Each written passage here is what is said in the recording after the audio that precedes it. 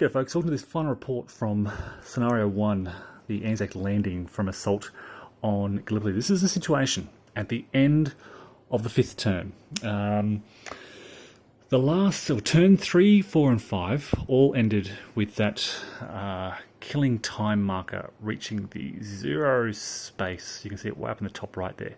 This happens, the marker comes down whenever someone rolls a 10 in fire combat.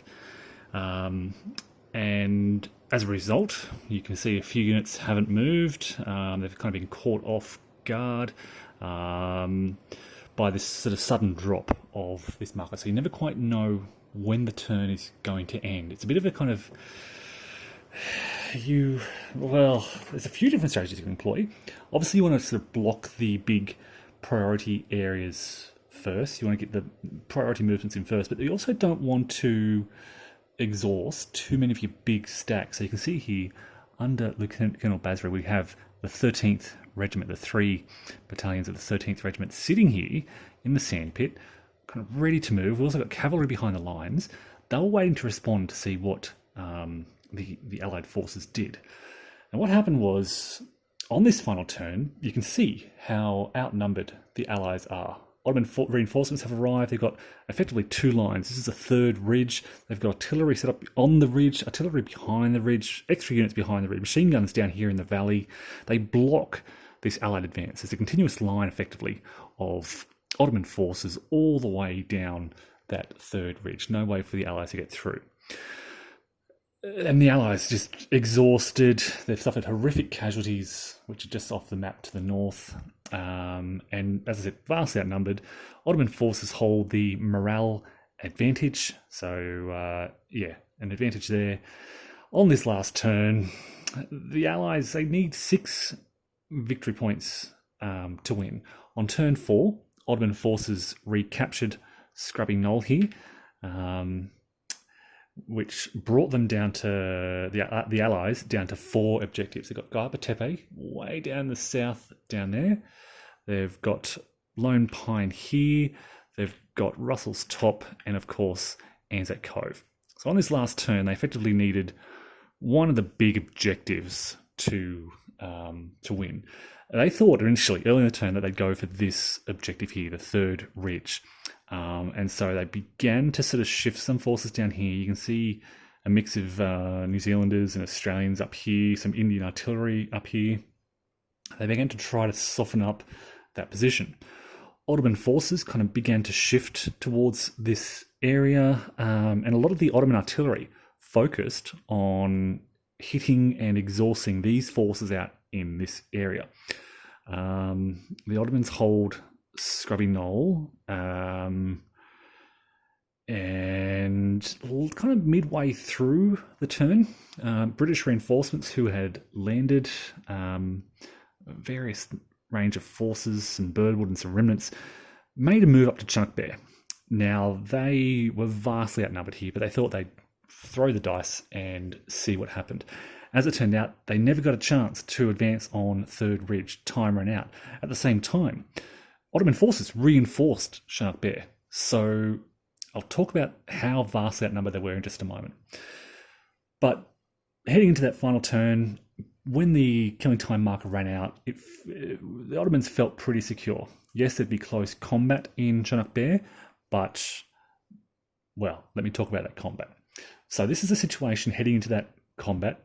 I've already taken casualties from this combat, and I've already determined the result here.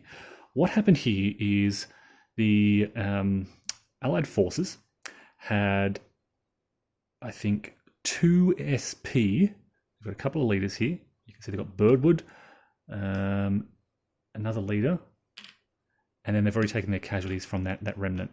So they had 2 SP worth of units, with Birdwood giving them an extra card. So the 2 is doubled to 4. They draw 4 cards plus 1 for Birdwood.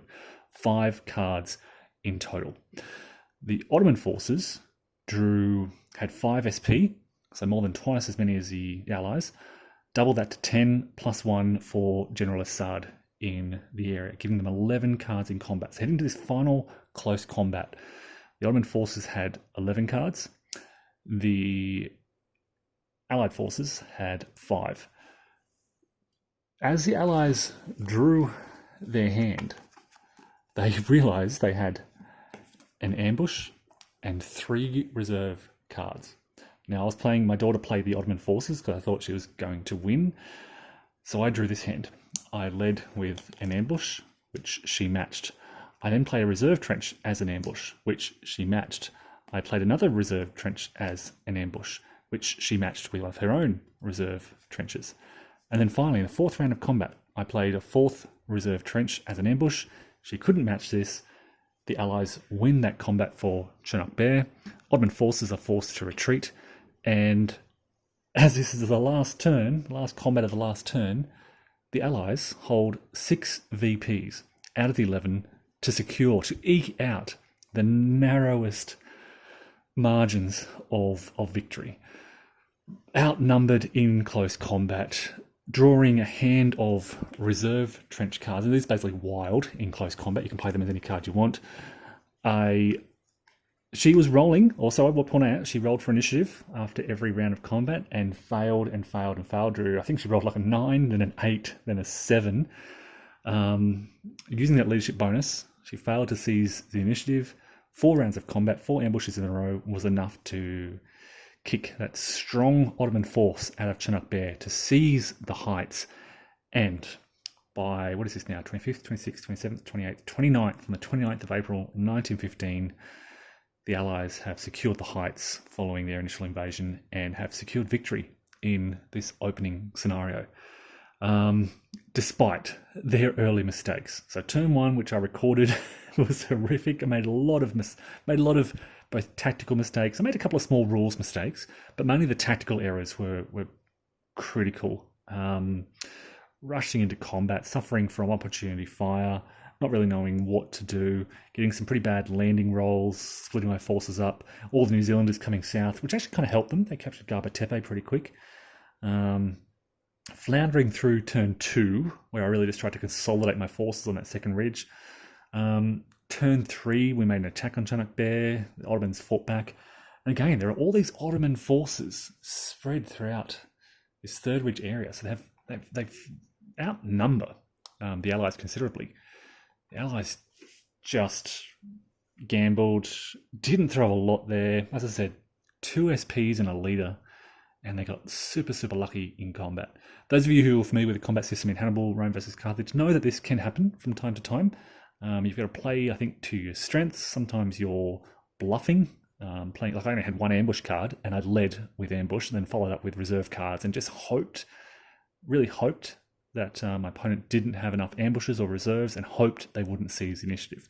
If the Ottoman forces would have seized the initiative on a 4 or less, I think it was, they probably would have won the battle and thus won the game. But yeah, luck really swung against them in that final combat.